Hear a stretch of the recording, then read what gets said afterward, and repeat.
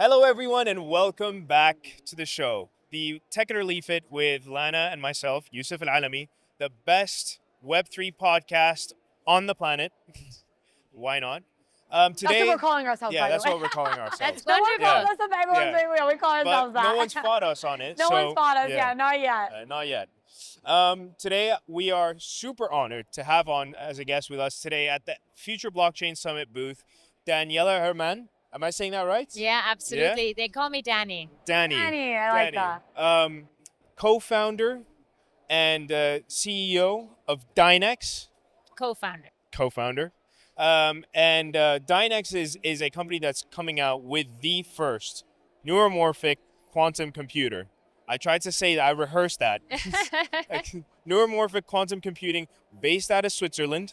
And we're Based here, out of Liechtenstein. Liechtenstein. And we are here in Dubai, of all places, as usual, As usual. at the Luna PR Pavilion, where you guys are co-exhibiting with us. So thank you, Dani, for coming on to the show. Why don't we start off with a simple question for the people watching? Sure. Why don't you give us a little introduction of yourself and Sure. Dynex, and then we can dive into how the journey started in the first place. Sure. Yeah. Sure. So thank you so much for having me here. I'm very honored and contributing to this #1 podcast. So my name is Dani for everyone, and I'm a co-founder of Dynex. And Dynex, over many years now, has developed another vision we had, and that is to bring to market the first quantum as a service. And as you correctly said, based on neuromorphic quantum computing. We have brought it to market as of February with a subscription model and with the intention making it available to everyone, and still at the same time demonstrating that we are upholding to ethical integrity so that nothing malicious can happen with what we are giving to the market to everyone, as innovation is a human right. Right. Right. So for someone that doesn't know what quantum computing is, because we have a lot of people who listen to the podcast We're that don't asking know. for a friend. For a friend, Yeah. yeah, not for me, for a friend, Yeah. but we do have a lot of people that, like, a lot of our listeners are people who are unfamiliar a lot with deep tech and blockchains. So if you could kind of simplify it for the audience, how would you describe it as? Yeah, so I mean, we get these questions a Yeah, lot, I'm right? intrigued to I'm gonna And, yeah. you could, I always say, you can look into the sky, and it's actually an orchestra of beautiful algorithms, because the entire Earth is made out of algorithms at the end of the day. And you can see that also in science, the so-called string theory, right? But I'm not going to go down that rabbit hole. So keeping it very simple, often used, and I think it's a good explanation, we are used to 0101, which is the binary computing, right? So 0101 is how we were now using it over many decades. And if you flip a coin, it's actually heads or tails, right? And that is 01 if you want. If you flip that coin in quantum, it can be 01 at the same time, or it can be anything in between. Now, what does that say?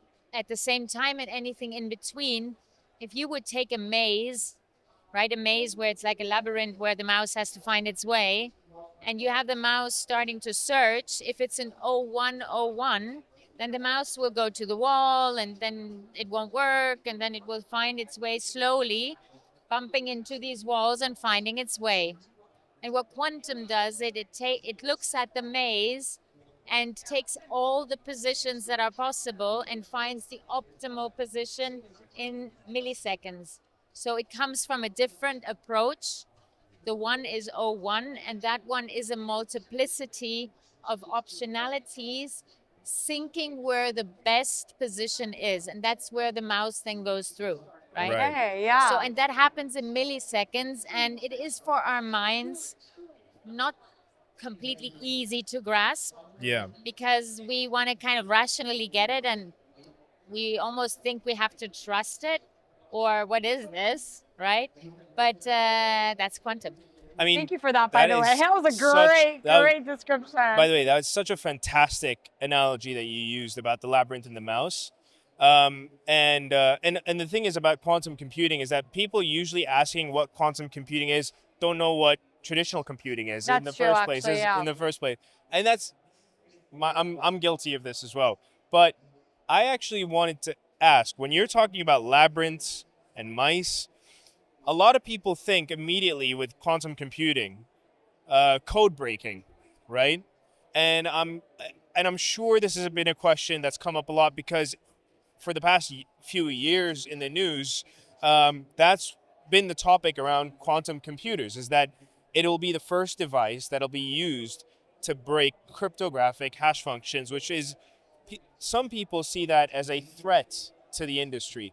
But you've already answered this concern. Could you tell us a little how?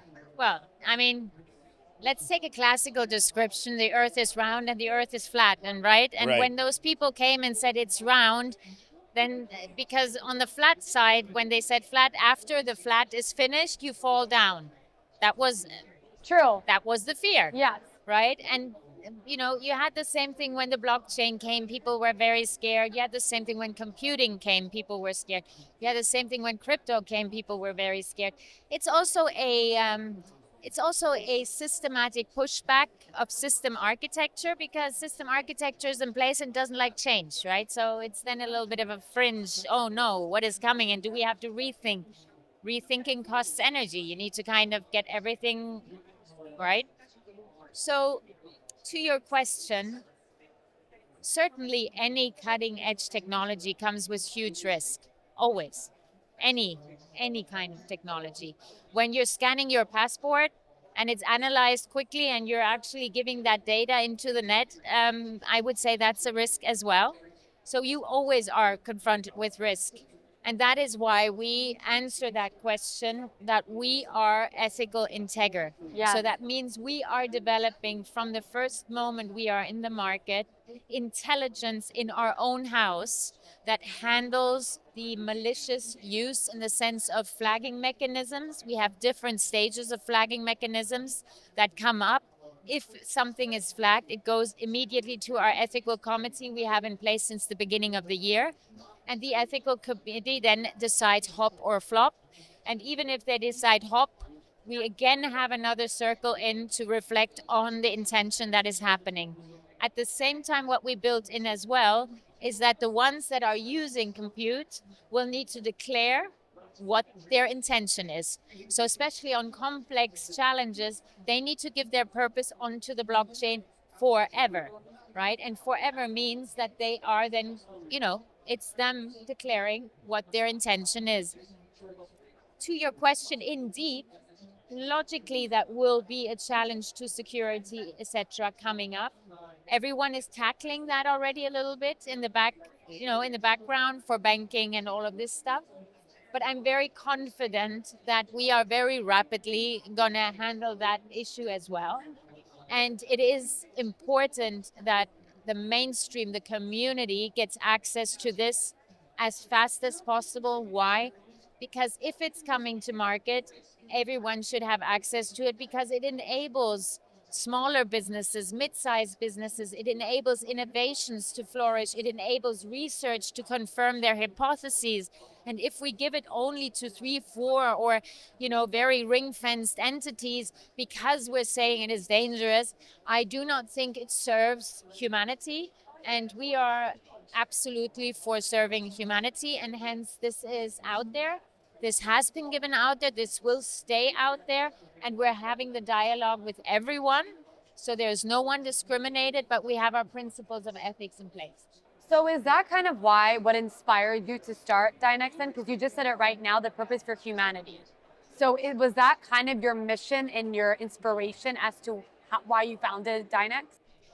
Well, so I would say my DNA is anyways going already back that in 2011 I founded companies that are dedicated to economic, ecological, and ethical values. We help grow and scale the different initiatives on this planet, be it on food security, be it on ocean health, etc. And I also created a fintech company where also the dedication is under economic, ecological, and ethical value for the public market. Stock selection it's dedicated to. So yes, I've been in the field. Yeah. And the combination with our teams also and our has led to going based on the curiosity that came over time. We wanted to go to a next level, right? Because the next level will not just enable you to compute faster and cheaper and whatever all. We will be able to grasp complexities that have not been taken into consideration yet because we were not able to compute it.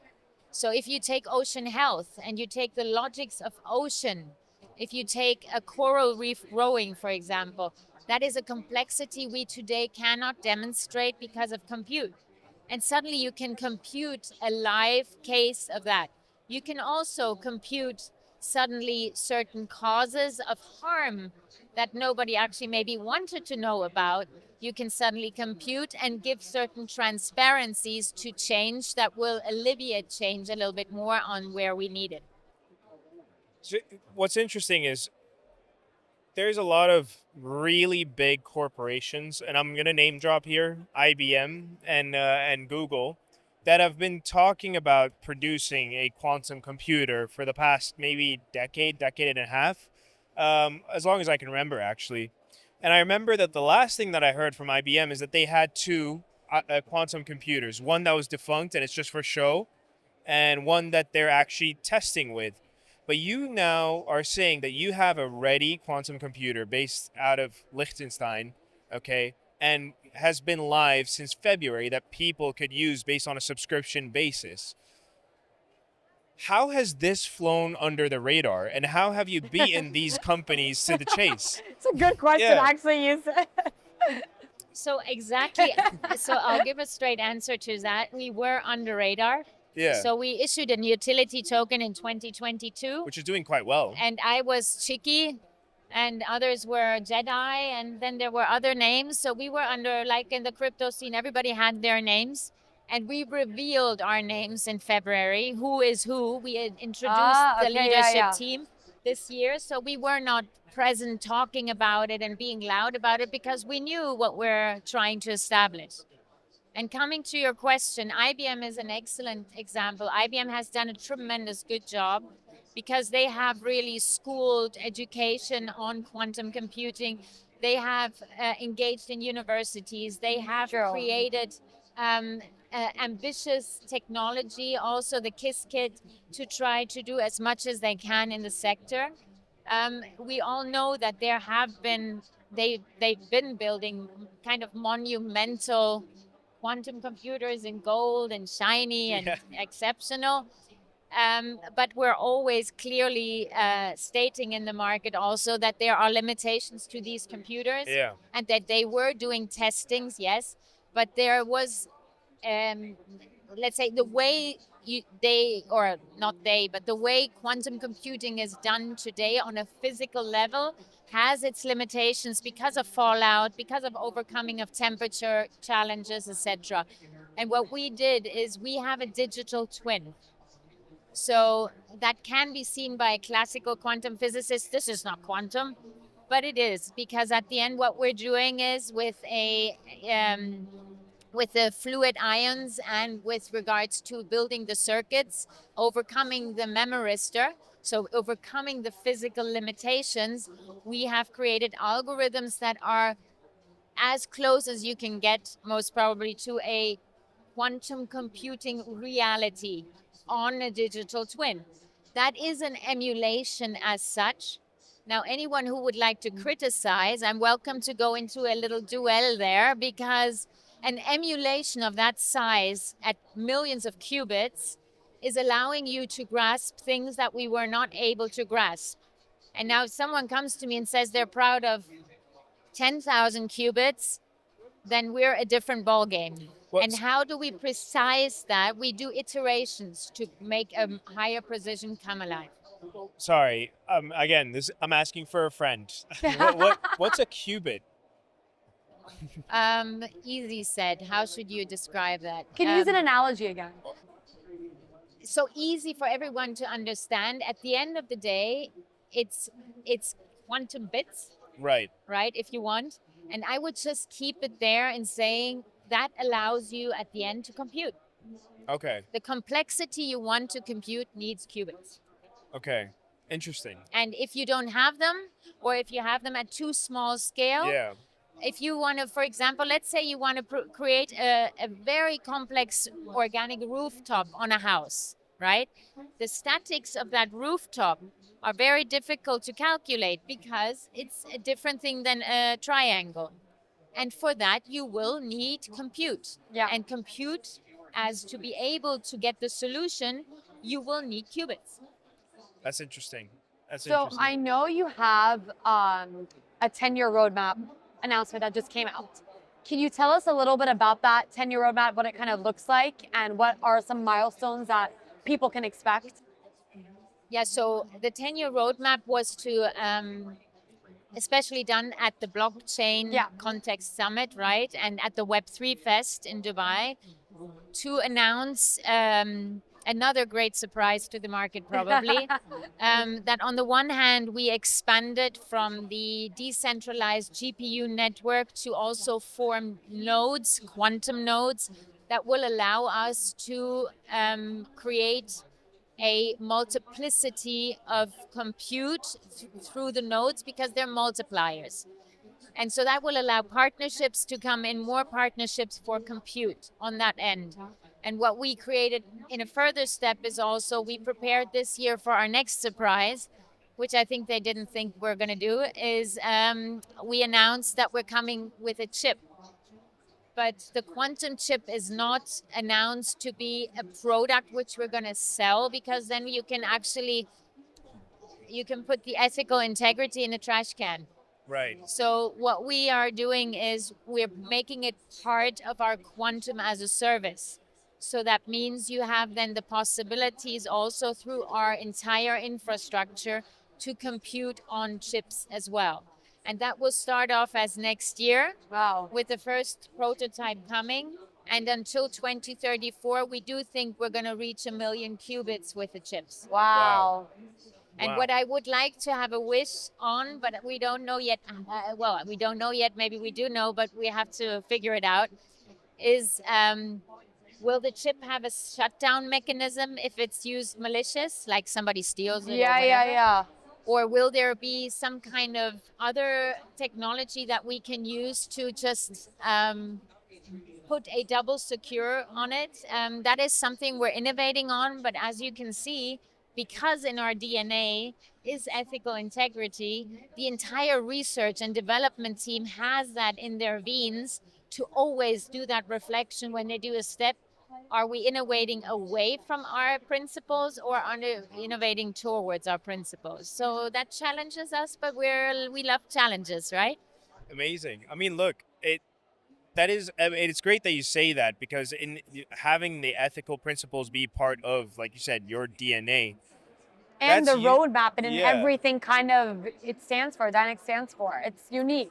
I can tell that you've been working on this for years, because that is from, and you can agree or disagree with me, but that is typically the first question people ask is like, is it safe? Is it Yes. safe? Is it safe? Can we trust? Yes. Yeah, and it's great to see that you are already answering that question before it is even asked. Exactly. Um, And that's, by the way, something I think should become standard for any Yeah. cutting edge founder, technology founder. I agree with absolutely. you. I am not at all agreeing with anyone out there that is putting stuff out that people should first play with, get in danger, and then we just ask the legal authorities. That will take another year. Yeah. And then they had their arbitrage, Yeah. right, of rectified harming. I do not agree with that. Yeah. No, you're absolutely right. And then growing industries such as Web3, that's usually growing pain of sectors, especially in tech, right?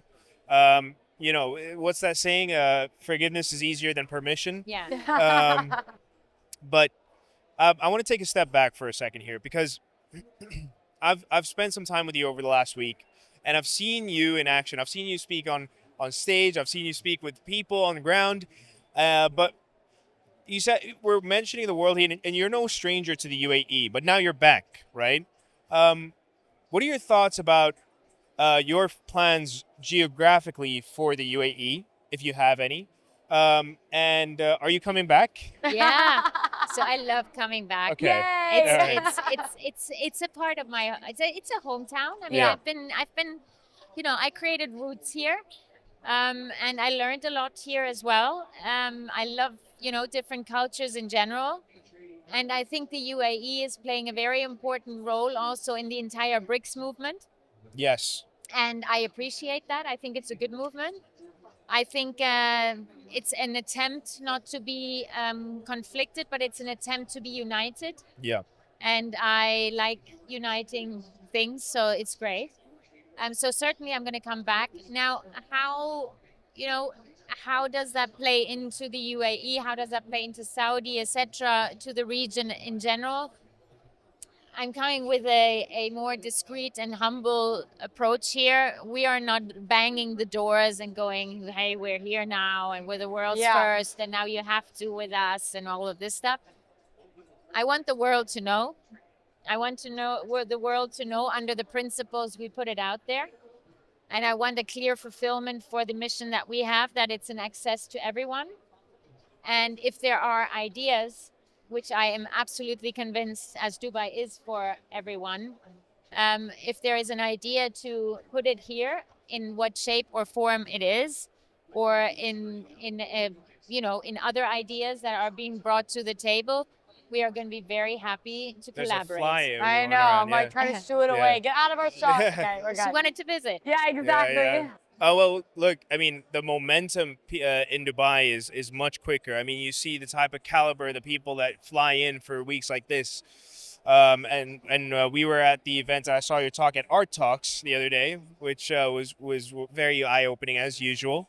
But you were also in my hometown, yeah, the other day, Sharjah as well. Yes. So it's not just Dubai; it's all of the UAE that I see. Amazing. But that's how I know that you have experience in the UAE, because when people think UAE, they think Dubai, right? But when you spend enough time here, you see that they're different emirates and different Totally. cities have different things to offer. And I'm excited to see you around a lot more. Hopefully. Yeah. Yeah, and Yeah. if you look at the projects, for example, that are in Sharjah, right? Also with regards to the new city come uprising, I mean, it is a fact when the Emirates or the UAE as such, in total, right, is stating that they're doing something, they're actually doing Yes. something. 100%. Yeah. It's not And just that fluff. that is really amazing. And I can just offer from our side, we are very driven by heart, Yes. and I think also the best weapon and is love. Yes. So we're driven by love, and hence I think it's important that the UAE also knows we're there to collaborate. Support. Absolutely. And we are in the midst of having first conversations of how we can make that happen. We have ourselves already first clients on board, as you know. And we have as well also created Dynex Moonshots, which is a investment entity to invest with compute for people that can't afford to use compute. So we are talking to co-investments with VC companies where they bring cash and we bring the compute, because it's very valuable, 1-year compute with quantum. And this will help AI companies. This will help people in the med tech that are just uprising, so that we can also support the uprising companies that will be the carriers of the future economies, right? And that Yeah.